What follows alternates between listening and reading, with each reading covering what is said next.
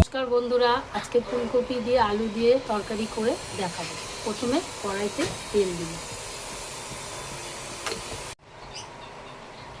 এবার তেল গরম হয়ে গেছে, ফুলকপিগুলো তেলের মধ্যে ভাজা করে নেব। ফুলকপিগুলো তেলের মধ্যে দিয়ে দিয়েছি, এবার একটু লাল করে ভেজে নেবো। একটু নুন দিয়ে ভাজবো, নুন দিয়ে একটু ভাজা করে নেব লাল করে। ফুলকপিগুলো ভাজা হয়ে গেছে, উঠিয়ে নেব।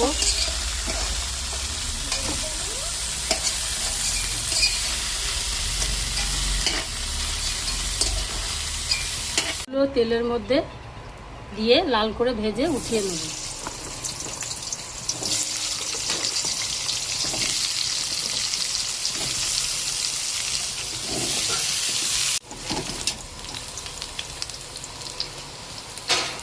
আলুগুলো ভাজা হয়ে গেছে, এবার আলুগুলো উঠিয়ে নেব।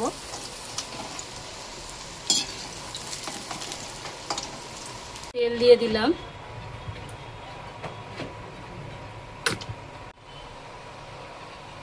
এবার দিলাম শুকনো লঙ্কা তেলের মধ্যে আর দুটো তেজপাতা।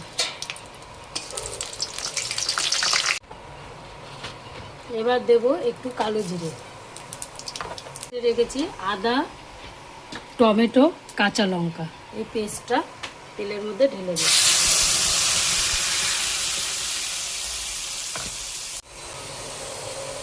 এবার এই মশলার জলটা এর মধ্যে দিয়ে ভালো করে 2 মিনিট কষিয়ে নেব। মশলার জলটা দিলাম, এবার দেব নুন, হলুদ। এবার 2 চামচ হলুদ দেব, 3 চামচ জিরের গুঁড়ো দেব। এবার নুন দেব 1 চামচ, আর একটু সামান্য পরিমাণ মতো দেব। চিনি দেব 1 চামচ। এবার ভালো করে সব কিছু দেওয়া হয়ে গেছে, ভালো করে এটা একটু কষিয়ে নেব। এবার মশলাটা একটু ঢাকনা দিয়ে 2 মিনিট কষিয়ে নেব ভালো করে।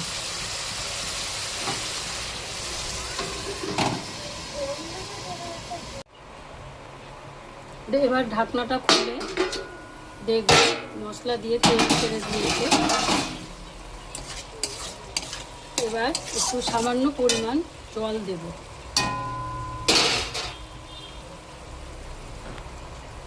জল দিয়ে একটু কষিয়ে নেব। এবার আলু ফুলকপিগুলো দিয়ে একটু কষাবো।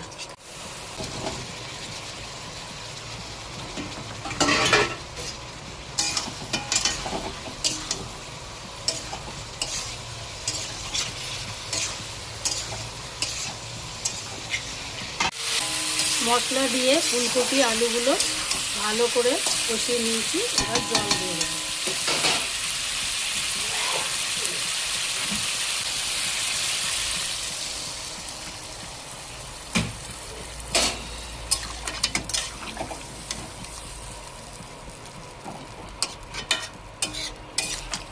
জল দিয়ে দিলাম, জল দিয়ে দিয়েছি, এবার হচ্ছে ঢাকনাটা দিয়ে দেবো।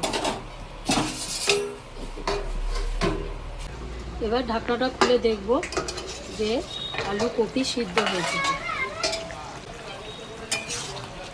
আলু কপি সিদ্ধ হয়ে গেছে। এবার সানরাইজ সাই গরম মশলা দিয়ে দেবো। সানরাইজ সাই গরম মশলা দিয়ে দিলাম।